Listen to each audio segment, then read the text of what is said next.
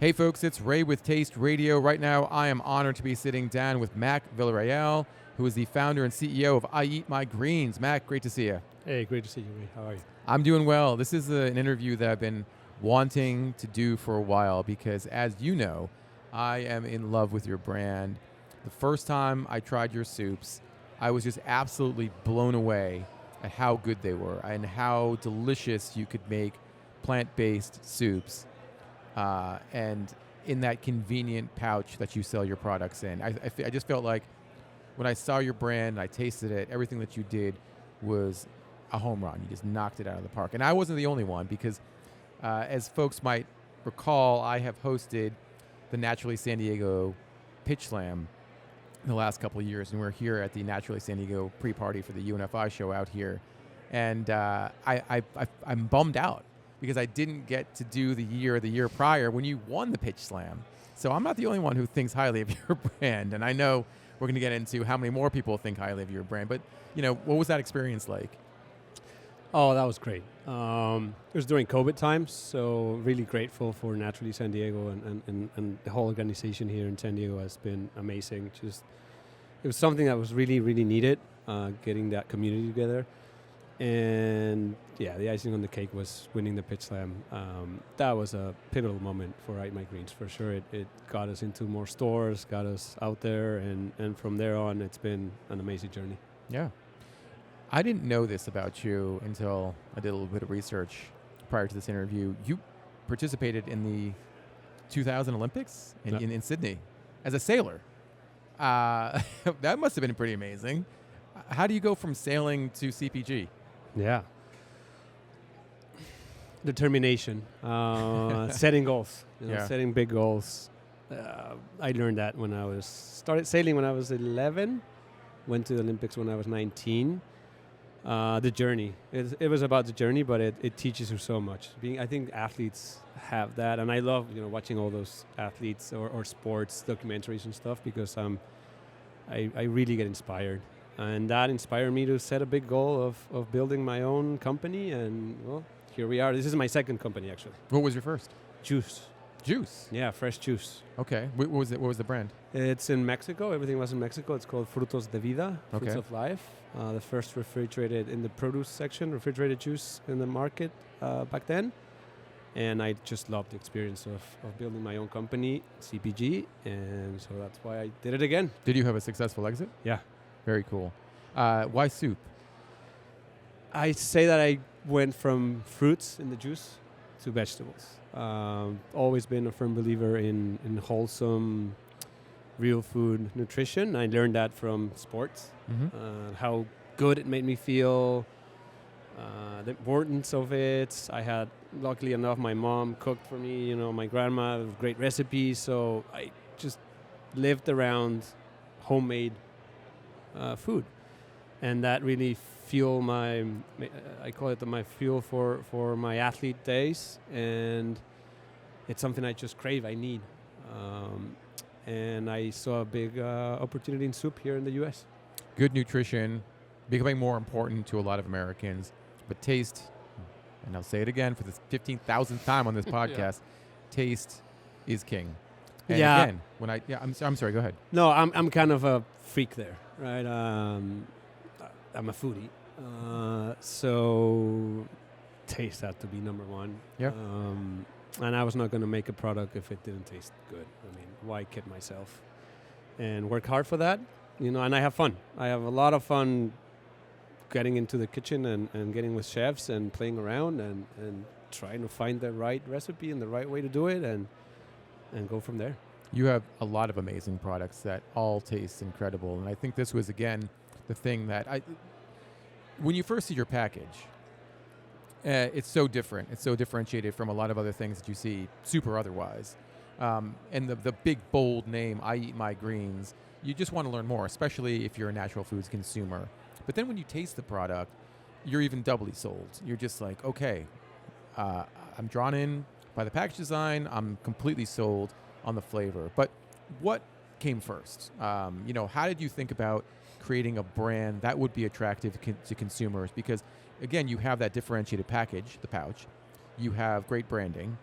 and then you have the soup itself. But when you were thinking about creating a brand, which came first? Good question. I mean, it's a mixture, but the name, I had time to think about it. It was after I exited my first company, and then I had some years to think about what was next, and I wanted to have fun. I wanted to enjoy the journey, like the first one I did on the Olympic journey, and the name I Eat My Greens, just my mom was like, eat your greens, eat your greens. So that just came up as a fun, I know it's a long name, and I know it goes against branding and marketing theory, but yeah, I love breaking rules too. So I went for it. And that got me excited, and I knew soup, well, it built up, and I knew soup was something I was passionate about, and I saw a big opportunity, so it all made sense. It all came together bit by bit, and like you say, it's something that gets people attention, but we have to deliver and taste, and we're doing it. Hopefully. Where'd you come up with the idea for a pouch? Because when you think about fresh soups, you go to a Whole Foods and, you see them in the little plastic containers and, easy to merchandise and, it's just a very common and commonly known vessel for soup. But why were pouches your first? Were they your first choice? Yep. Goes back to my dad. He worked at food packaging. So we actually did some juices in pouches back in the day, sort of like the Capri Sun. And I always had pouches in my mind, and it made sense. It made sense that it would be most convenient, easy to understand, practical for soup. And I've always loved packaging. Mm-hmm. I've always been very interested in as in my sailing days, I had the chance to travel to a lot of countries, and I was always in the retail stores there and looking around and learning and checking different cultures. And Asia is a big pouch continent, and then we saw some in Europe, etc. So I always had that in the back of my mind. Did retail buyers, distributors, when they first saw that pouch, and they were thinking multi-serve soup, okay, how is this going to be merchandised? How is this going to be distributed? How is the consumer going to, is it going to be intuitive to the consumer? Was there some pushback there? Yeah, there was some pushback. As all innovation has pushback. So it's the normal innovation pushback, but fortunately the category was built. I didn't build the category, the refrigerated soup category. So that helps. And we just, Chimbo's here locally, the local stores here in San Diego gave us a chance, and we proved with the numbers that it worked. You have to think about, and you have to advocate for a certain part of that soup aisle, that soup section. Because again, I think traditionally you have kind of short, squat shelves for soup because that's the container. I think maybe I Eat My Greens would be on that bottom shelf, which is a little bit more space. Or I guess, how did you talk to people about the best way to sell your product, even though it has that billboard effect? You could read it from across the room, your front label, that is. Just getting it on shelf and the logistics of, making it such that it fit on shelf. How did you talk to folks about that? Yeah, I went and measured the shelves, and I knew that was a something that was going to be hard to do, challenge, but there was enough space in the height. The height is the big issue in the shelf, and we normally are either in the bottom or the top shelf. You can't have it all, so we do need to. It is what it is, but with the results we're having, and we get better and better placements every day. So happy with that. As you mentioned, you work with chefs to create these recipes. I think the word chef craft is actually on your front label as well. And not only can you see all the ingredients displayed on the front of pack, you can actually see the soup itself. You can see it's a clear package. What really sells your product, though? Like, is it the fact that people can see it? Is it the fact that it says greens? Is it chef crafted? What's really the key selling point for consumers, at least at trial? Yeah. The whole package. It's Yeah. it's that jumps out on the shelf, and our transparency with our ingredients. That's why we have the transparent packaging. It would be easier to just have a non-transparent package. It's a challenge to have it because we don't have any gums in the binder, so that's it's a challenge.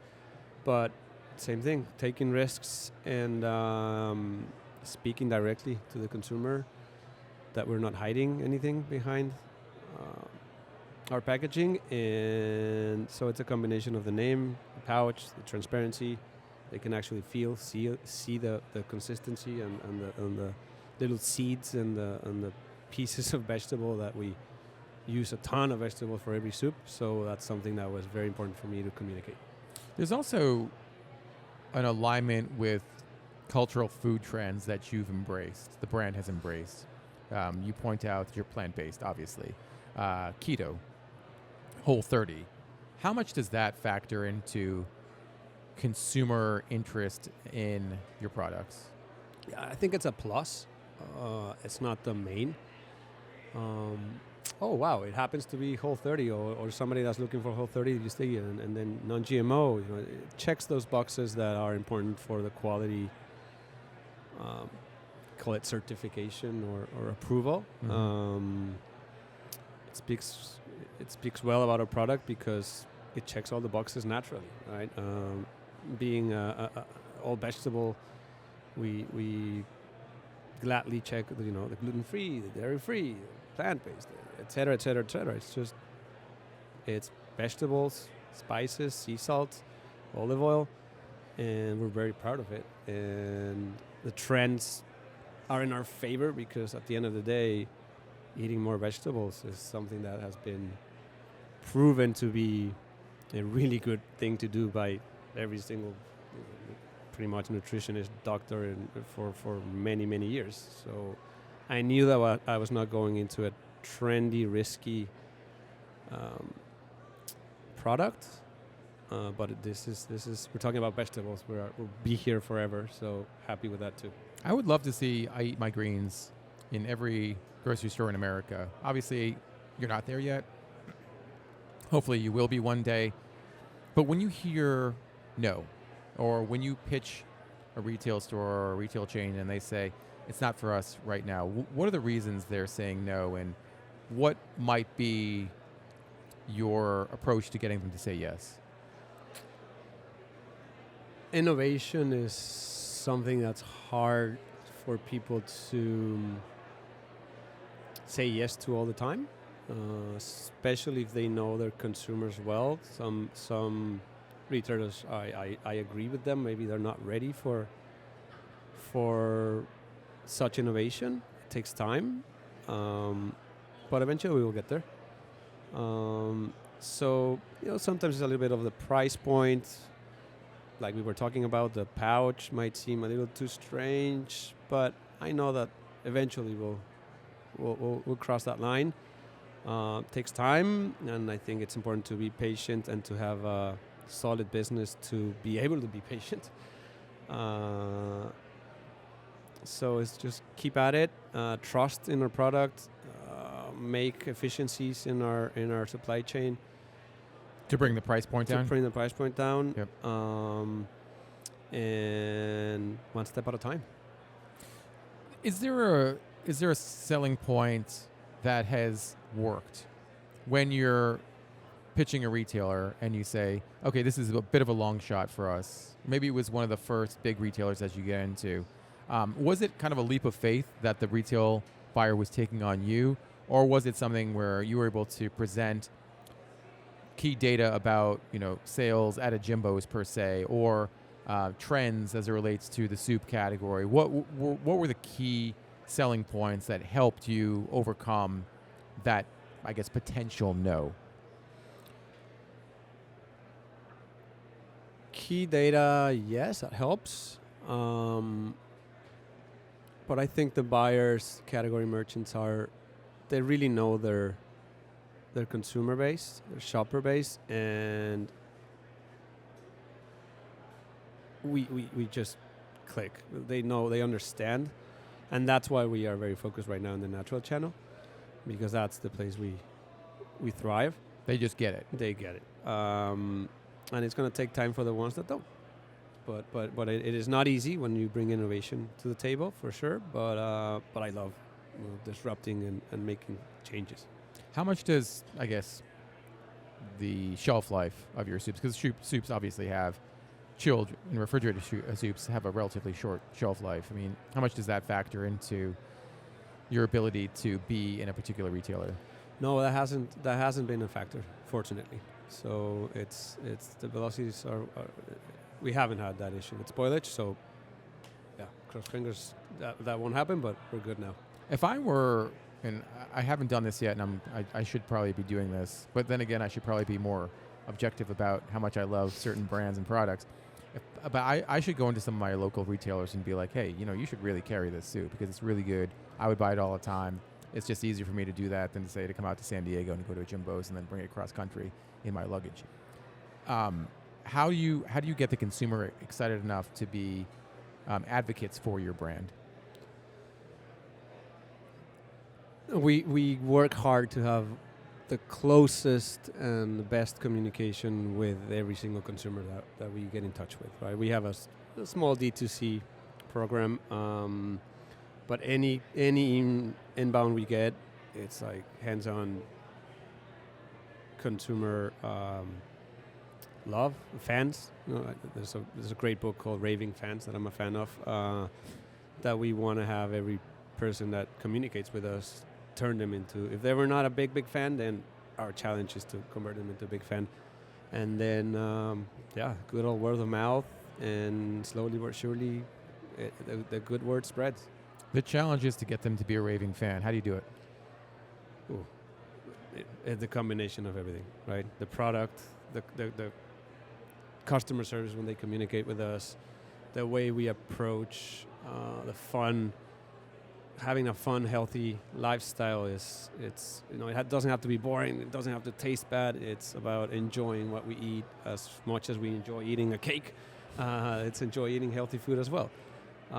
So it's a combination of everything because it solves something and it changes. We had some great, emails from people like, I was sick, or I had this, or I just started eating your soup and I feel so good. So that really gets us going. We turn every person into a fan one by one. It didn't take much for me to become a fan because I think I'm just looking at your website right now and, yes, I think most of our listeners eat healthy or try to eat healthy as much as possible. But you look at some of these flavors. You have a zucchini, cilantro, and cauliflower soup. You have a broccoli, sunflower seed soup. You have a carrot, sweet potato, and turmeric. You have a roasted tomato. I can't read. What's the roasted? Basil and coconut. Basil. Oh my gosh. Okay. Yeah. So just right then and there, those ingredients just sound amazing. Again, maybe not necessarily for mainstream consumers yet, but when you're thinking about making that next leap, do you kind of have to? Or do you have to almost dumb down the flavors or create one that's a bit more like training wheels soup for everyday Americans? I think the roasted tomato one, that's the one that's more, everybody's pretty familiar with the tomato basil soup. Yep. So I know we add coconut, we add our own little signature touch to it. But so, it's important to have one, like you say, that's the beginner one. But eventually when they try one, then they're like, oh, let's see what the other one tastes like. And then it's all good, and it goes from there. We'll come out with a new flavor this year. I can't say right now which one it is, but we're coming up with a new one. And I know that, it's that leap of faith and of course our efforts with marketing of people, taking the risk, quote unquote, to try something new and hopefully become a fan. It doesn't take much, folks. As soon as you get that one spoonful, you'll be that raving fan evangelist that Mac was talking about. Mac, thank you so much for taking the time. I really appreciate it.